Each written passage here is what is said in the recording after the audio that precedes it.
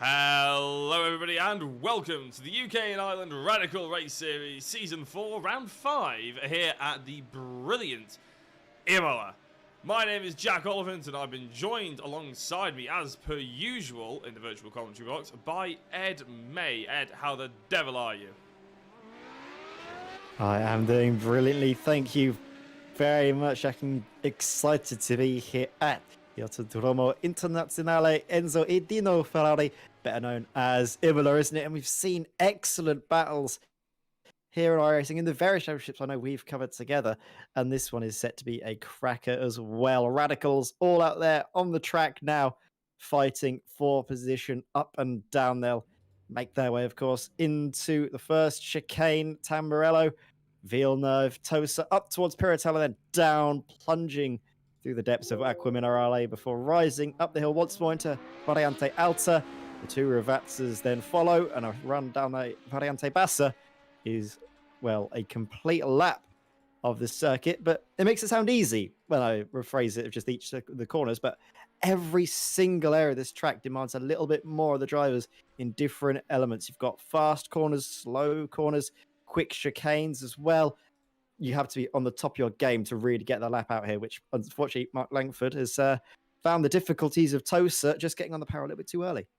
Yeah, I'm glad you were the one who decided to try and pronounce all the names and plus even the name of the actual circuit because I wasn't going to be brave enough to be. We've got a few drivers in here that I believe are a little bit new as well. Ryan Clark, we haven't seen him featuring before, and there's also Phil Jocelyn, who is another driver. I'm guessing these guys are from the Lobby 2, Ed, and they decided to jump up into the Lobby 1. Maybe there are a few people missing or something, I'm not entirely sure, but new names are always welcome, aren't they, in the UK and Ireland Radical Series. It's a full grid, and we're hoping it'll provide good racing. Yeah, usually these full grid sizes do give us plenty in the way of action. You're seeing Ryan Clark come out of Variante Alta into the final two corners. First one, you can carry a lot of speed in.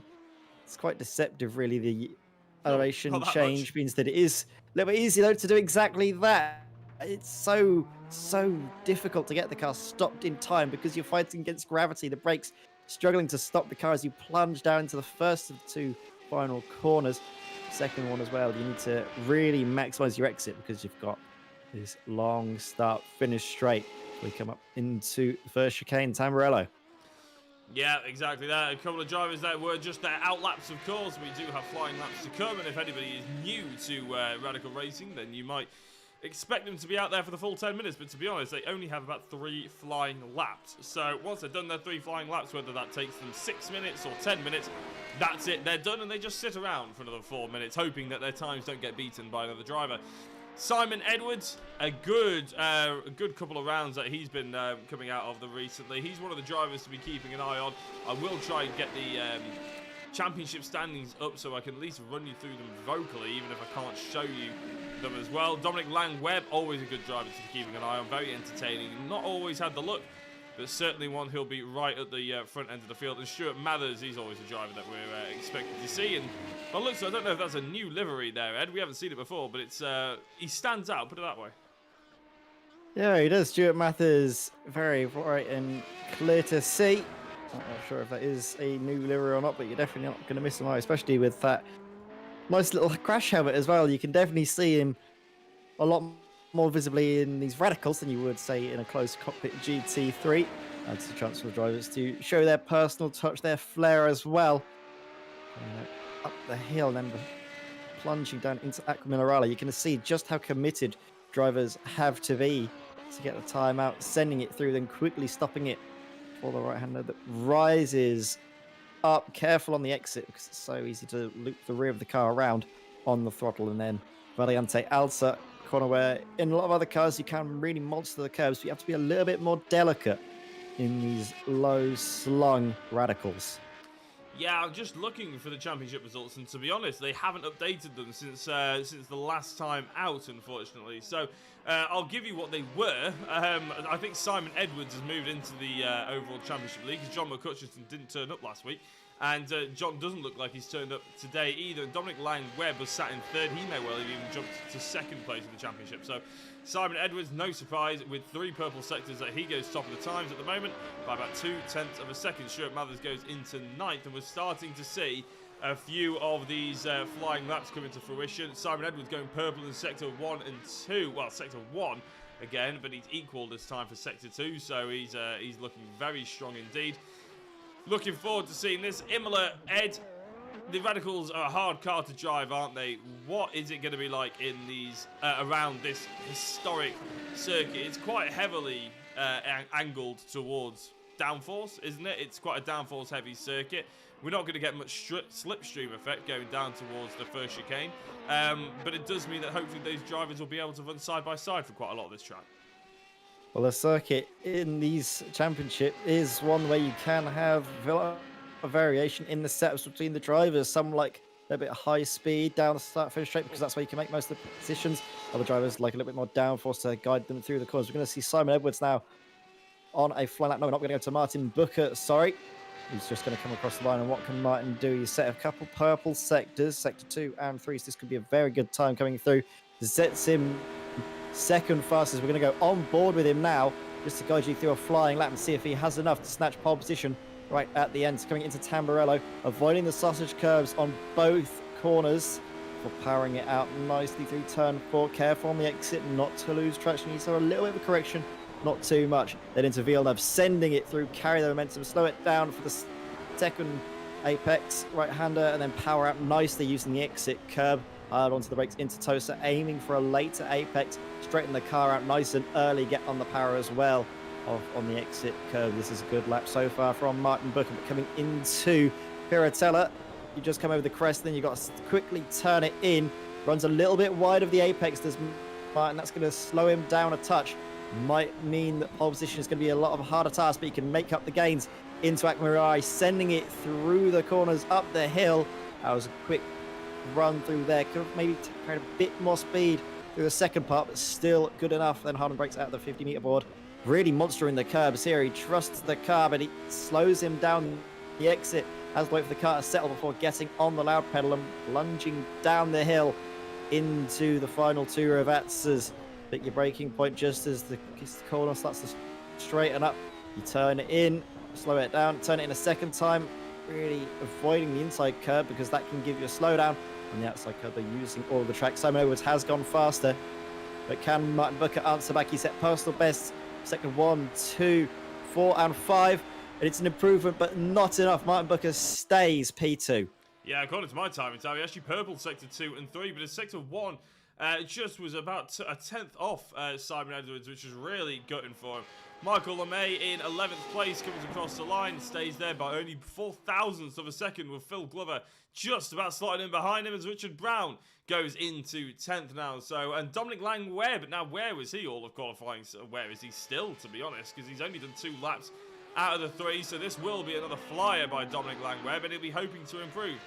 If we see by the sort of the pattern, I suppose, of all the other drivers, we've seen that the first 2 flying laps have been decent, but the third one is easily where you get the most amount of time. Simon Edwards and Martin Booker both found about 0.4 of a second on their final lap, so expect Dominic Lange Webb to maybe push the top 5 with this one.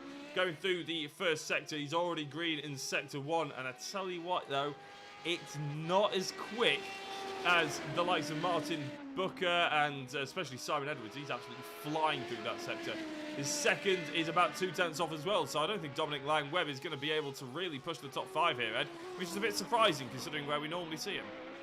Yeah, he had a good run though through Piratella, and Ackerman Morales looked good, so he might be able to make some of the gains. It could be down to the setup. He might not be strong through the first couple of sectors. With personal best, you can see on the bottom green indicating personal best sectors. Lost a little bit of ground in sector 2, but it shouldn't be too catastrophic for Dominic. This is most likely going to be an improvement should he get this final sector. Nailed down nicely into the final 2 corners. Ravazza 1, and then coming up to Ravazza 2. He's avoiding the inside curb there, but using all of the exit, which is the thing to do. Sometimes that inside curb unsettles the car, and you can't get on the power as early as you want to. coming across the line, hugging it nice and tight to the wall. What's it going to be? Fourth fastest. Big improvement from Dominic Lange there. I said this run up through Piratella was good. Down to Morales as well, and I think that was the difference maker. Yeah, I think it was, and I was looking throughout, but I was comparing him to the likes of the top three. Dominic Webb was the fourth fastest overall in terms of that fifth sector. Simon Edwards, Martin Buck, and Frankie Dixon, who we haven't mentioned Frankie Dixon actually, just were on a different level through that final sector. So and the first sector actually. So that is where they've gained their times. Other than that, the middle sectors are all pretty equal, to be honest, between most of the drivers in the top 10. Patrick Charlton just about to finish off his final run here in 18th. A little bit further down, we got Martina Ward as well, expecting to put in another time. As Patrick Charlton comes across in 18th, and he has improved up to 11th. Martina Ward doesn't manage to improve before the checkered flag drops, and we will be lining up for the grid head. Yes, we will, and Simon Edwards will start from pole position in the 52 Team Null entry with the 72 Fungus Turret Racing car of Martin Booker lining up alongside those two. Will do battle into Tamarello, but not unless Frankie Dixon and Dominic Webb have anything to say about it. They will be starting third and fourth. Dan Webster in fifth place ahead of Graham Brown in sixth. Paul Crabb seventh, Mike Buston eighth, Paul LeMay and Paul Clark. Two Pauls rounding out the top 10 with Patrick Charlton 11th, Richard Brown 12th. Then we go down to Stuart Matthews in 13th place ahead of the 777 Michael LeMay. Phil Glover will start 15th ahead of Ray Peasley, Jamie Thomas, Mark Langford, Tim Adcock, Martina Ward, Phil Jocelyn, Dave Dawson and Ryan Clark. Rounding out the 23 cars on the grid here, Jack. Yeah, Ryan Clark will be hoping to do a little bit better on his debut than dead last place by about 12 seconds, won't he? But it is quite often the case that these drivers do fall over each other a little bit. So we're obviously not hoping that there's any crashes or anything, but Imola does have a bit of a tendency, doesn't it? Think back Valtteri Bottas and George Russell. Maybe anybody out there who's been watching the F1 over the last couple of years. It's not one that encourages. Well, it's not one that discourages close racing. Put it that way. It's easily one of my favourite circuits on the F1 calendar over the past couple of years. I was very much hoping they were going to keep it, but I don't think they will do. As the car's all set up, the lights are about to come on, the engine notes will rise, and it's Simon Edwards who's on pole position for Martin Booker. Frankie Dixon will be hoping to jump from row number 2 as Simon Edwards gets a really good start. A couple of drivers jumping in and out, but look at those front two and the gap that they've managed to get on Frankie Dixon and Dominic Webb. Simon Edwards leads the way into the first chicane. Martin Booker slots into second place. But to be honest, the action's going to be a little bit further back. Dominic Webb trying to catch up to Frankie Dixon. Then you've got a huge train of cars from 5th all the way down to about last place. But I think we've kept it relatively clean so far, Ed. Yes, I think we have, which is good to see. Although I think there's been a bit of battling for position. Phil Jocelyn dropping back behind Tim Adcock. The fight's going on. Dominic Webb sticking in touch with Frankie Dixon as he would be hoping for at this early stage. Did a late improvement to get up inside that top 5 place into 4th. It's looking very good for the moment. Just following all the cars through now as they come out of Piratella down into Aquamarale. Looking at Paul Clark there in the iLounge racing car. You can see the nice bright blue and orange and white. Makes it a nice, very distinctive car. As there's a spinner in the background. I think that's Phil Jocelyn with a moment. It's just got back up and running. And there's another car towards the back. I think Jamie Thomas as well had an issue coming through Aqua Minerale. We'll see if we can get replays of that, but for now we're going to go to the front because Simon Edwards under a lot of pressure from Martin Booker, and as they round out through the final revezza, Martin Booker's right up behind the rear wing and could challenge into Tamburello. Yeah, well, Imola famous. Oh, Frankie Dixon's dropping back. Oh, you're absolutely right. Frankie Dixon has dropped back. Let's have a look why he's going very slowly, and we will get a replay of all this drama on lap 1, but at the moment we're going to try and keep an eye on what's happening going into the first corner. Frankie Dixon still dropping back and has fallen behind Richard Brown. He did qualify very well, to be fair, but this is not what Frankie Dixon was hoping for, is he? He was on the second row of the grid, and now he's just about holding on to the top 10. Major drama here on lap 1 for him. Yeah. Huge drama. I think it was just a case of the slowdown for Frankie Dixon, who's now trying to make his way back up through the field. with a good fight between himself and Richard Brown. And just coming through Toast, you can see the pair of them side by side up the hill into Piratella. You should be able to just catch him through as Mike Bust and Graham Brown decide to try and sort out their differences. And Graham Brown's picked up a slowdown somewhere and concedes a couple of positions as well. Frankie Dixon did end up getting ahead of Richard Brown, but then makes a mistake himself. You can see him running wide out the back of Minerale. That's going to be a slowdown. He's going to have to try and pull off the racing line and allow other cars through. You can see him getting passed there by Paul Clark. Graham Brown's trying to find a way through, but can't do so. And then look at Michael LeMay, who's trying to find his way through all of the slow cars, trying to serve penalties. He's just trying to run his own race and worry about all those behind, because he had Ray Peasley breathing down his neck as Ray spins it around. Oh, bad place to be leaving a Radical, isn't it? It looks like a doorstop. It will pick up any cars that fly over it. But Peasley does get, I was about to say in a straight line, but he does get in a straight line, but it's on the gravel, unfortunately. Falling a long way back, and Frankie Dixon is in the pits. Why on earth is that? We haven't seen any damage befalling him, but just before we start looking at replays, every time I look at the replay counter, there's action going on circuit. That's Michael LeMay and Graham Brown who's now skipping, and unfortunately, although it's been such a poor run, that'll be a slowdown. And there's someone else as well that was off in the background there, and I'm not entirely sure who it was.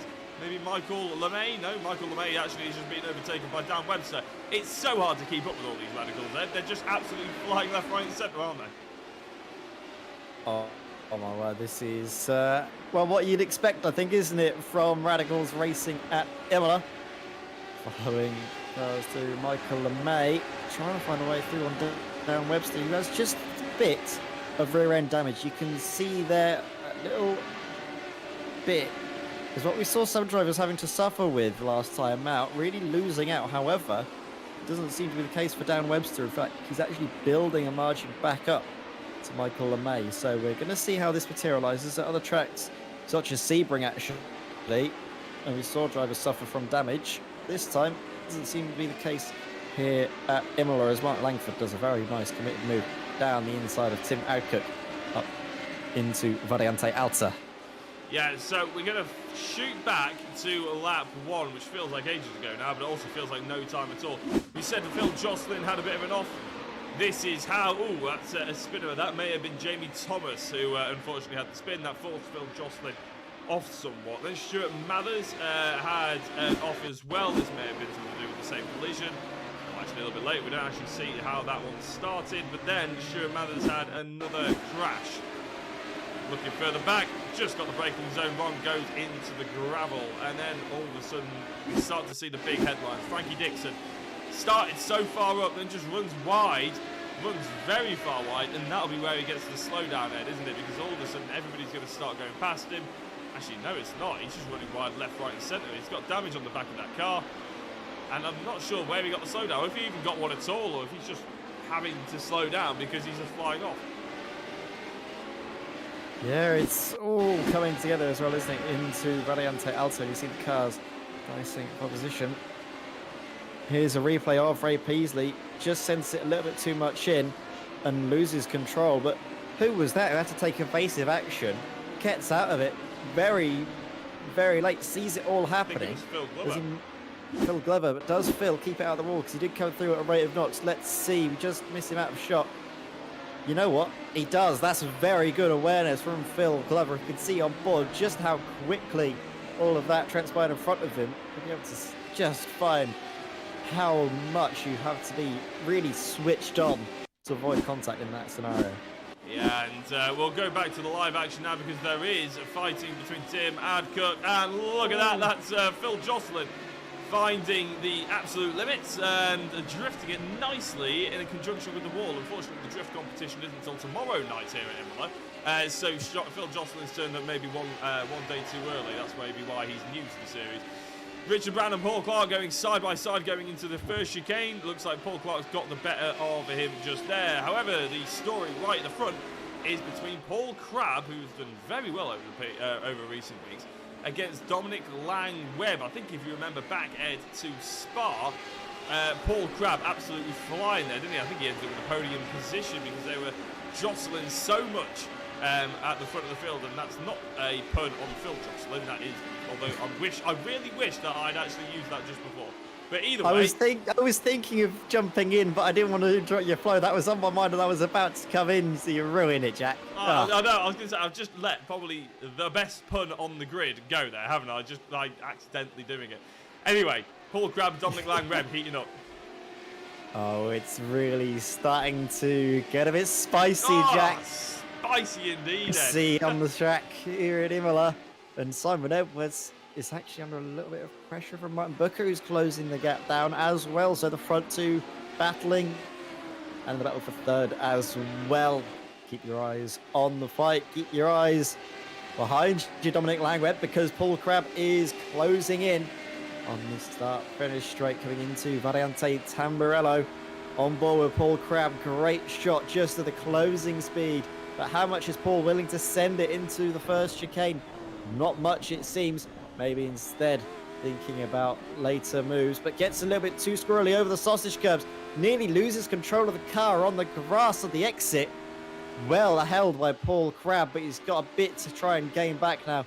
Coming through the Villeneuve chicane, and then, oh my word, have a look at all of these cars battling for position. Jamie Thomas down through the inside. Is he going to get the move done? Yes, he does on Tim Adcock. Good committed move, but fair play to Tim Adcock not fighting that too hard, because that could have ended very badly. I think Dan Webster and Richard Brown have had a bit of a fight. Yes, they have, and I think that was Dan Webster actually just getting past Richard Brown. Yeah, and this is why Richard Brown just goes off. Webster gives him a little bit of a nudge as well, but I can't really blame Webster for that one. The closing speed would have been mega with Richard Brown going off there. So, yeah, a big gutting for Brown. Hopefully he doesn't have too much damage. It looks like he's already got back on the circuit and is putting in some good pace already down on that tarmac. So hopefully we'll see that battle reignited sometime soon. But fleeting back towards these drivers, right at the back of the field, this is for basically the top 15 positions. Dave Dowson, Tim Adcock, Jamie Thomas and Phil Glover have just gapped the other two at the moment. But I'm sure they'll probably all close up as soon as one makes a move on the other. Simon Edwards and Martin Booker separated by about 7 tenths of a second. Dominic Lange, Webb and Paul Crabb separated by about 6 tenths of a second. So what you're seeing on your screen now, apologies, is probably the closest battle that we've got. Michael LeMay and Richard Brown, you may see swap positions, but Jamie Thomas looking up the inside of Phil Glover. Ed, that's not one you really want to see. If you're the leading car in that little pack, you don't want to see someone try and lunge up the inside there, because there's never going to be a gap. No, it isn't. It's one that you don't like to see, but this is something you do. Michael LeMay under pressure, but defending very nicely from Mark Langford. Good clean fight between the pair. You can see Mark thought about going for the move down the inside, but then decided not to because he realised he'd be going from a long way back, and there was obviously the risk of contact. The fire spitting out of the back of the 777, Michael LeMay. Good turn of pace so far this race. Look at Jamie Thomas looking down to the inside of Phil Glover, but no way through. Dominic Lange Webb, he's off the track. Huge drama. Oh my word, I don't think Dave Swan will be able to kiss that any better. You can see the lipstick on the rear wing, but it'll lead a little bit more than that. Yeah, I'm just trying to find out what on earth happened. Going through left-hander now. Oh, just snaps it, doesn't it? That's huge, Ed. That is probably the definition of a bad accident in a radical, isn't it? That is exactly what you don't want. A snap of oversteer, an overcorrection, and all of a sudden you just get spat out, don't you? They're on a knife edge. We don't see examples of it very often with these guys racing, because they are so good at handling these cars. But genuinely, if you just jump out there, if you just get the car and iRacing and try and just go out there and do some flying laps, you will realise just how difficult it is to get these radicals around the circuit neatly and cleanly, let alone without putting it in a wall. So it's fully understandable what we've just seen. There's Dan Webster enters the pits as well. Yeah, this is very strange to see Dan Webster coming into the pits, but maybe suffering a little bit of damage, having to get it fixed up. Of course, you never really know the extent of damage on the radicals. Sometimes a little bit can be quite a lot and need a monetary trip to the pits to repair if you get the dreaded meatball flag. I can't actually see why. Yeah, I haven't seen why exactly for Dan Webster, which is strange. But we do have at least a good fight up in front as Martin Booker keeps the pressure on Simon Edwards. And Simon Edwards is having to use his tyres quite a lot through this sector to keep the gap up. Maybe towards the end of the race, Martin Booker in behind.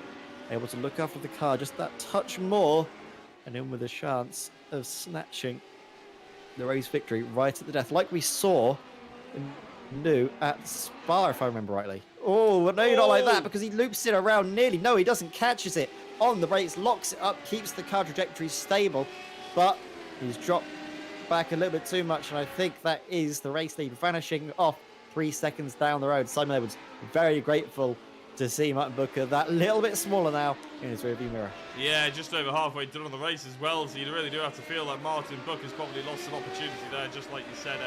Jamie Thomas has entered the pit lane, and I'm just about to see why. We saw him making some opportunistic lunges, but this time he's just running out wide, and the driver trying to avoid him just goes into the back, and that's a huge incident. And Jamie Thomas getting picked up by the doorstop, that is basically a radical, and getting flung into the air for good measure as well. So no wonder that Jamie Thomas ends up in the pits with Dominic Lange, Dan Webster, Ryan Clark, and Frankie Dixon. Some big names have fallen victim here at Imola, and they do say it's an unforgiving track, and we're seeing exactly why. There's just walls everywhere, isn't it? And as soon as you make a mistake, your day is done. Yeah, and the walls, depending on where you make a mistake on the track, are very close indeed. So Michael may be very wary of that fact. He comes down into the Villeneuve chicane, one of my favourite areas of this track, because you just have to send it in on the first corner on the left-hander, then quickly slow it down, pitch it through, swing the car in on the right-hander, use that weight transfer. But when you get it right, it feels so good. But getting it wrong, you're on a knife edge, and you can quite easily have a huge moment and be out of the race, which is just the case at almost every corner here at Imola. One wrong step and you are done for, like you said, Jack. So unforgiving. But Michael Lemay doing a good job to so far soak the pressure that's being piled on by Mark Langford. You can see the gap through 0.2 of a second as they come up into Variante Alta. Pitching it in, Michael Lemay able to stay in front. How much longer? Maybe a little bit more if Mark Langford makes more mistakes like that on acceleration. Just the rear of the car twitching just a bit on the power, which is, again, I don't know if you've driven a car, Jack, but it's so easily done. Oh yes, yeah, it's a difficult car to master, that's for sure. Paul Crabb, he was quite close to Martin Booker after Booker had that little off, but unfortunately Paul Crabb has had an off himself. Ends up running very wide. Obviously, that is Dominic Lange Webb just behind him, but no longer for position. Dominic Lange Webb a couple of laps down, so that looks like it might have been a really good battle end, but it isn't to be, is it? As we now fight back to Michael Lemay and Mark Langford. I thought this maybe had died down just a touch. I was foolishly wrong, because it seems they are keeping this going for as long as possible. Phil Jocelyn be Jocelyn down at the bottom, unfortunately. There we go. That's how we should have said it the first time. He's a 16th. Yeah, Phil Jocelyn having to find his way back up through the field. Paul Lemay, though, can't quite get through on Patrick Charlton just yet. Just saw him send a little half move into Piratella at the top of the hill. And now the Acquamirale car looks very nice and stable. There's several cars just up ahead, so that obviously allows the chance for Paul Lemay to get a little bit more out of this race still. And the 27 car trying to get up inside that top 5 spot. What was that from Dave Dowson? Was that just a little bit too wide coming out of the Villeneuve chicane? And again, the walls, certain areas of the track, they are very close. Yeah, I think he followed Phil Glover that we're just seeing here. You see Phil Glover goes through, then Dowson spins in sympathy in essence, doesn't he? And ends up flying into the wall. The thing is, if you have a look at that, if you can have a look again, he didn't make that big of a mistake. Dave Dowson actually made a smaller error, but was punished heavily because he just tapped that rear wheel off. You're absolutely right. Yeah, it so happens that maybe he was under acceleration when it happened. Mark Langford probably doing a more predictable spin, is getting those sausage curves wrong. Actually, to be honest, I'm amazed we haven't seen more of that, Ed. Yeah, the cars are quite stiff and low slunts over the curbs. It's a tricky beast to keep tame and keep on a straight line. I think we've just seen that come through. Phil Jocelyn doing all right for himself, actually, climbing, like you said, back up through the order, the number 4 UK&I driver. He can't quite get the gains of Stuart Matthews through Tamburello. Speaking of getting gains, though, Michael Lemay right up behind Graham Brown. through Tosa, going with a nice X there. You can see how much the X-Cub is using this yet again. Mark Langford with another spin. And this is that, I think, very vicious cycle you can see with the tyres, is that once you get a bit too much heat in them from a spin, future spins are just that much more likely. Yeah, it's the issue, isn't it, really? Once they overheat, they become basically like marshmallows, but not very nice marshmallows, sort of burnt marshmallows, that you just end up spinning off, don't you? It's we're just going to keep an eye on him here. He runs wide. Maybe that's because he's trying to be a bit easier with the steering wheel. It probably needs to be a bit easier with the throttle, to be honest, if anything else, because that's where we're just going to see it as he loads the car up. I thought there was going to be a bit of a snap there. It's a small correction, but nothing too dramatic. Mark Langford then drops down into 15th position. That does give Phil Jocelyn another opportunity to move up one place on his debut in the Group 1. So doing quite well there. A couple of big victims of the race. Jamie Thomas, Dominic Lange, Webb, Dan Webster, Ryan Clark and Frankie Dixon, all a couple of laps down, unfortunately, due to having to go into the pit really early on. Simon Edwards still 3.65 seconds in the lead, ahead of Martin Booker, who had a bit of a spin but ended up catching it and maintaining his second place. Paul Crabb is under such a pressure, but not too big a deal, to be honest, in third, ahead of Mike Busson. Then Patrick Charlton round out your top 5. 3 laps to go. Phil Glover, Ray Peasley on your screen for the moment, about 3.5 tenths. Sorry, Stuart Matthews, not Ray Peasley. On your screen at the moment, Phil Glover and Stuart Matthews. We mentioned him at the beginning of the race in qualifying. Always around in a good little scrap is Stuart, and he finds himself in exactly the same situation here. Yes, Stuart Matthews now. Again, you can see nice livery there on display, but coming through. Just look at the cars. I love sending it through Piratella as well, up top of the hill, going down into Minerale. How much can Stuart Matthews gain? He does seem to be quite strong on this area of the track, but it's so much harder when you've got a car in front to contend with. Slow in, fast out. This is a good run from Stuart Matthews. We were saying he's strong there, and definitely seems to be the case as well, though. Phil Glover, a touch of damage on the right-hand front. Might be holding him up just a touch through the corners. Doesn't seem to be major, though. So I think they are pretty much on level playing. Stuart Matthews gaining a lot in a straight line, though, so it could be a relatively easy move should he stay this close coming into the first chicane to Ambarello.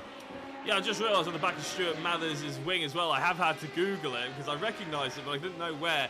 It says, your father smells of elderberries, and that is a very Monty Python. It's a Monty Python, yeah, exactly. And I knew I'd heard it somewhere, but yeah, it's Monty Python, isn't it? So I appreciate the hustle there by Stuart Matthews. Very good little reference to him. As he goes past Phil Glover, it's a good time to mention it as well. So there we go. Oh no, huge hit of the sausage curves though. Means he's right back behind him again. He's going to have to do all the hard work yet again in the final couple of laps. Yeah, hopefully the race ends without having to call anyone's mother a hamster. Hopefully this fight is nice and clean. Stuart Matthews, he's trying to gain a lot though, isn't he, through Villeneuve, but it's just not working out for him. Overcooked his tyres, maybe just a touch in that fight. Needs to back off and then come through at the end. Well, he's gained a few fans if he's not gained any positions anyway with his use of Monty Python references there. Very nicely done. Simon Edwards out in the lead of this race by a quite substantial margin now, Ed, isn't it? We haven't featured him too much after Martin Booker sort of fell by the wayside trying to catch up to him, but he's done an absolutely stellar job. Just a couple of laps to go before he seals off another race victory and extending the championship lead. Ever since John McCutcheon had to just step away for a couple of rounds, he's been dominant, hasn't he, Simon? Yeah, Simon Edwards very quick up in the front of the field. Just a bit untouchable, really, hasn't he? Put it on pole, not looked back since the 52 Team Null entrant. Really, really on song here in Imola, and is stamping his championship credentials quite nicely, of course. Obviously, with certain absentees, if he's able to make the whole season, it's definitely his for the taking. Yeah, just looking at other championship sort of big wigs. Dominic Lange, Webb, obviously he's been in the pit lane. We've mentioned him a couple of times, thanks to the fact that he had in 20th place now. Yeah, he's in 20th, so that's not going to do him much good, is it? And it's certainly not going to do him much good when you consider that apart from John McCutcheon, who obviously hasn't been turning up in the past 2 rounds, you've got Mike Busson sat behind him in the championship, technically 4th at the moment. But Mike doing a really good job. He's in 4th place on the road as well, let alone in the championship. So some good points being scored by him. Paul Crabb, just have a look at where he is in the championship. He's 5th. So all of a sudden, that sort of battle for maybe 2nd is really heating up. One that we're going to definitely have to keep an eye on. But of course, we're only on round 5 out of 12. They run at the same rate as the iRacing calendar.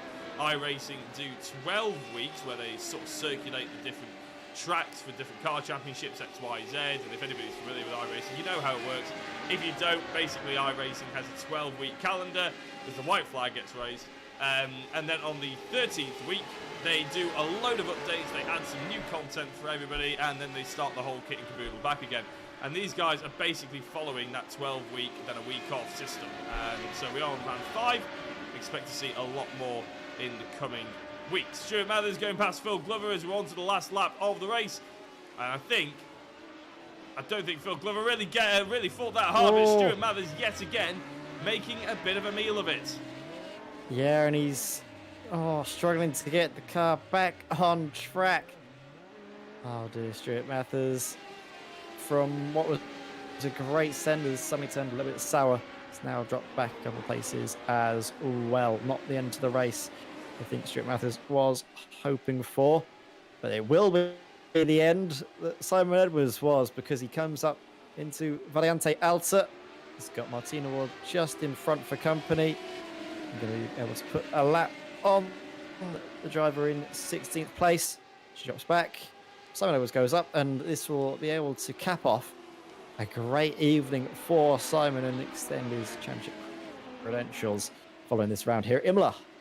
Yeah, so as he rounds out the final corner and goes on to the start-finish straight, Simon Edwards sees what every driver wants to see first, the checkered flag drop for him here at Imola in the UK&I Radical Race Series Round 5, Season 4. Martin Booker comes across the line 5 seconds back to take 2nd place. Paul Crabb rounds out the podium, and Mike Busson scoring some good championship points in 4th as well, probably both overtaking John McCutcheon on the way to championship glory potentially. Patrick Charlton in 5th with Paul LeMay and Paul Clark rounds out the top 7. Richard Brown, Graham Brown, Michael LeMay are all yet to finish, but we'll probably see out the top 10 to be honest. There we go, Michael LeMay coming around the final corner. We'll just go back to see how Phil Jocelyn and Mark Langford get on as they come around the final couple of corners. But a good race by all, I'd say. I think in terms of driving standards, Ed, I think that's probably one of the best rounds we've had, isn't it? Maybe not in terms of sort of people running wide or making small mistakes, but the fact that there was a very little body contact between other drivers, wasn't it? There was no silly moves, there was no overly ambitious statements being thrown around, just good, clean, radical racing. Yeah, it was really great stuff to see, of course, here on Absolute Sim Racing. UK&I Radical Race Series never disappoints, and neither does Imola. We've been treated to some excellent battles as Dave Dowson is last to come across the line and rounds out a great evening's racing. And Jack, I believe you can run us through the confirmed finishing results. Can indeed. As you end the sentence, they appear on our screen with delightful timing. Simon Edwards, 5 seconds to the good, a winner here at Imola, ahead of Martin Booker, who fought him quite closely for the majority of the race. And then, unfortunately, as they hit the halfway mark, Martin Booker had a little bit of a moment. Ends up still coming in 2nd, but it could have been so much better. Paul Crabb came home in 3rd, and I'm sure he'll probably be quite pleased about it. Mike Busson in 4th, and as I said before, Patrick Charlton rounds out the top 5. Paul LeMay in 6th with Paul Clark in 7th. Richard Brown and Graham Brown in 8th and 9th. Michael LeMay rounds out the top 10. Ray Peasley and Phil Glover in 11th and 12th, with Phil Jocelyn in 13th. Stuart Matthews and Tim Addock in 14th and 15th, with Dave Dowson and Mark Langford being the drivers last to finish on the lead lap. They were in 16th and 17th. And then you got the drivers who were unfortunately a lap down due to a number of reasons that you probably would have caught in the race. Martina Ward a lap down in 18th, Jamie Thomas 19th and a lap down, Dominic Lange Webb a lap down and 20th. Then Dan Webster unfortunately retired 8 laps into the race. Frankie Dixon 22nd, 13 laps, effectively only made it 2 laps. Ryan Clark also only made it 2 laps before retiring. So although we had a nice 23 car grid, they weren't exactly all finishers. But still, as we said before, a lot of it wasn't down to body contact. It was just simple mistakes. So we really are pleased to see the driving standards ever improving here in the Radical Race Series, and good racing respect between all drivers. So, Ed, is there anybody rushing in to maybe have a chat with us? I know there are only a few drivers in the Discord as it stands. We'll give them a couple of minutes, shall we, while we sort of reflect on what we've seen tonight. In terms of the championship, Simon Edwards obviously doing very well. What can we expect from him going forwards, and the calendar as well? Because I'm just going to get the calendar up. If it loads, there we go. We're off to Laguna Seca next. Oh, and that'll be interesting to see how the Radicals navigate, of course, the infamous corkscrew section going up the hill and then plunging down. Oh, that's going to be great, isn't it? It's such an amazing corner, such an amazing track. And tell you what, cannot wait for the next round of the UK&I Radical Race Series after hearing that good news. Sadly, though, actually, no, not sadly. We do have drivers coming in to have a chat with us. And I believe, Jack, you could have a word with the driver that's just joined us. Yeah, is it Phil Glover? Are you in the commentary box with us? I am, if you can hear me. I can hear you indeed. How do you get on in that race? It looked like you were really in the thick of the action. Ended up in 12th, but there was plenty going on in that middle ground, wasn't there? There was a lot going on. I've not been on for 2 or 3 months, to be honest, so I'm a bit out of practice. But yeah, enjoyed to be back in the fold again. I think early on there was somebody that spun in front of me, so I ended up going in the gravel. I don't think I was doing too bad up until that point. I was going to say, we're just having a replay of your race start. You say you haven't been around for a fair old while. What have you been up to? What's made you be missing some brilliant UK&I and Radical Race Series action? Somebody's just talking on the same channel. Sorry, yeah. I've just had a lot on at work, just not been able to dedicate the time, to be honest. And then I've had some problems with my my wheel and such like. So yeah, no, but it's great to be back. It is great to be back as well, I'm sure. Imola is a good place to make your comeback as well. A fantastic circuit, isn't it? How does it sort of rate in the calendar for you? We're off to Sebring next as well. How are you going to find that one, do you reckon? Well, that'll be interesting because I've got a motion simulator and Oh, wow. it tends to bounce you around a bit. I'll have to dial it down for Sebring. It's a rough track, isn't it? It is indeed, yes. Did you hit any sausage curves? How did you manage to deal with that one? Yeah, it wasn't too bad today. Although that little chicane that you come into after you come over the brow of the hill, that's because you have to take the right hand bump, don't you? Really, and yeah, that bounces you around a little. How do you find the motion sim then? Do you find it more immersive? I work for a company that sells simulators and everything like that, and we have a demonstrator one which is hooked up to sort of a motion rig. And I have to say, I find it a little bit nauseating when I jump onto it. But I do get motion sickness. How do you find it? Do you think it's an advantage, or do you just enjoy it? I think it's an advantage in terms of immersion. I don't think it's a particular advantage in terms of this competitive racing, to be honest. I've got it pretty well dialed down. I think that's the key to it, making sure that you don't move too much. It just gives you those extra clues as to what's happening. I use mine mainly for flight simming, to be honest. Oh, wow. So is flight simming the sort of other main hobby that you have as well as sim racing? Yeah, I'm very privileged to have my pilot's license, so Oh, I wow. use Fair the play. flight. I use a flight sim to not stay legally current, but it allows me to go out in weather that I wouldn't normally do and do procedures that I wouldn't normally get to practice regularly. So from that perspective, it's really good. Well, fair play. I mean, we could sit here and talk simulators for hours, but we probably should get on to having a chat to a few of our other guests as well. Phil, it's been a pleasure chatting to you. I'm glad you enjoyed the evening, and I'm glad you're back in the championship as well. Is there anybody you'd like to give a quick shout out to before we let you go? Well, you guys for the sterling work you do, and of course everybody would say Chris Kane. I don't think he's with us tonight, but Chris works tirelessly behind the scenes, along with a whole bunch of people, to be honest. So, yeah, a big shout out to anybody involved in sim racing, really, and also to Dave's mum, of course. Oh, well, of course, because as I've found out over the past couple of weeks, Dave's mum is easily the most shouted out person in the stream. So, yeah, Phil, thank you very much for jumping on, and we'll hope to see you next time. Yeah, you're welcome. Take care, guys. Bye. And that was Phil Glover there, Ed. And I'm just going to bring in our race winner to have a chat with you, if you don't mind. Simon Edwards is in the commentary box. Ed, why don't you have a chat? Yeah, Simon, welcome to the comms box. That was a good race from you. Led every lap, pole position as well. All in all, good day in the office. Yeah, it is. You do well when you like a track, don't you? I always like jumping chicanes and things like that. So it's one of my tracks that I really love. So therefore, I sort of do well at. Maybe it's the other way around. Maybe because I do well, I love it. It's a track that's got a bit of everything, doesn't it? Obviously, fast sweeping corners, quick chicanes, slow chicanes, hairpins as well. It's got everything. And how does that affect the way you set up the car and approach the race? Do you go maybe for a little bit less wing or a little bit more? I had nothing, no wing. Effectively the same setup that I ran last week, but I changed the damping at the rear so that when I came over the bumps, it wouldn't bounce so much. So I got a fair amount of traction. But other than that, I didn't really change it a lot. So it's sort of, I think if you put a medium downforce setup, you'd probably make the same lap time, but you'd be killed down the straights. So I had to go with it, really. Yeah, it's interesting. Is that going to be something you're going to maybe take into mind going into Laguna Seca, or is that going to require a different sort of setup requirement? Yeah, I've never been able to run low downforce at Laguna.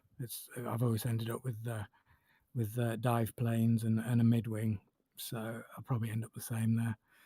Again, it's a bit because there's a lot of camber changes and gradient changes. You tend to run less anti-roll bar as well, so it's less aerodynamically stable, if you like. So here I've got stiff bars on, so just to keep it as flat as possible. Yeah, and of course, with this result, that means that you're a definite contender now for the championship. Does that make you feel with confidence going into the next half of this championship?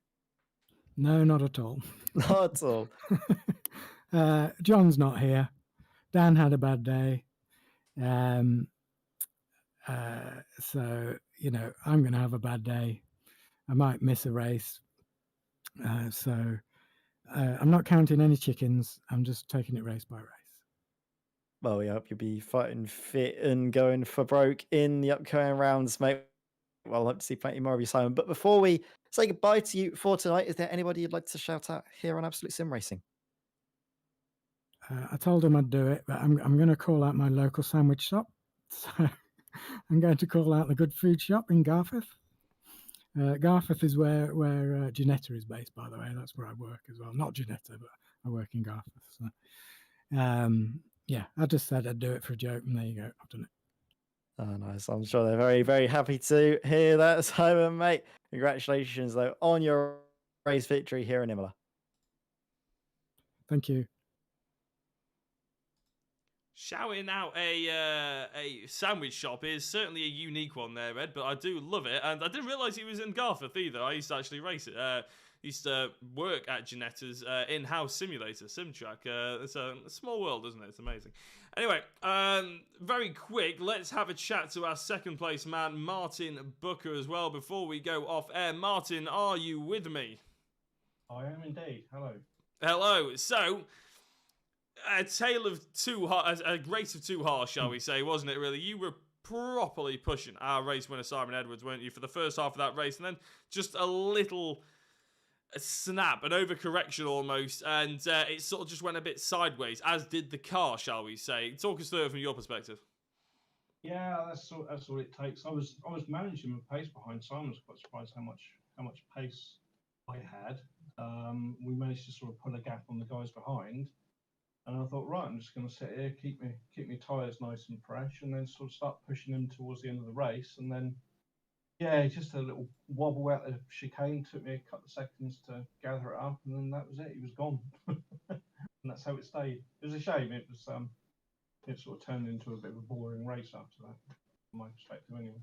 was going to say, maybe from your perspective. From our perspective, there was still action all over the place. Talking about championship then, because obviously we've pretty much done the race now. You're in a decent standings, aren't you? I mean, they haven't updated the standings from last week. However, realistically, you're enjoying yourself out there, I suppose, and you'd be hoping to maybe push forward a little bit. Probably towards the top 5 now, especially as Dan Webster and Darryl Taylor didn't do very well. I don't think Darryl Taylor's even here. So you'd probably be around that top 5, and you'd be hoping to push forward even further with pace like that. Yeah, that certainly won't hurt my championship standings. I've not put in so much practice for this season. Last season I was sort of practicing every night, and my results sort of showed that, but I've not had the chance to put in as much practice this time. So I'm sort of racing for fun this season, and yeah, I'm quite glad of the second one. I was going to say there are worse reasons to be racing, it has to be said, than racing for fun, isn't there? I think a lot of the time in sim racing, that's why we all start out, and all of a sudden it sort of gets lost along the way, doesn't it? As you get further and further involved in competitive stuff. So it's nice to hear someone who's just out here literally to have fun as well. So Martin, that's brilliant to hear. Before we let you go and enjoy your second place and the feeling of that podium, is there anybody you'd like to give a shout out to before we do? The usuals. You guys are putting on a fantastic broadcast. I shall watch it later on. Shout out to Simon as well. Actually, even more an apology, because I'd like to have given him a better race than I did. It was hotting up, but and then yeah, Dave's mum. Well, from our perspective, thank you very much. From Simon's perspective, he probably won't mind too much because he got that race victory.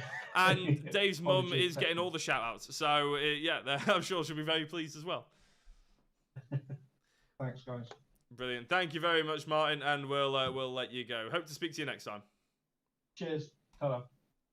And that was Martin Booker coming in for a quick chat with us, Ed. But I think it's about that time that we probably finish off the evening, isn't it? And it's been a great evening here at Imola. Always one of the best tracks to come to.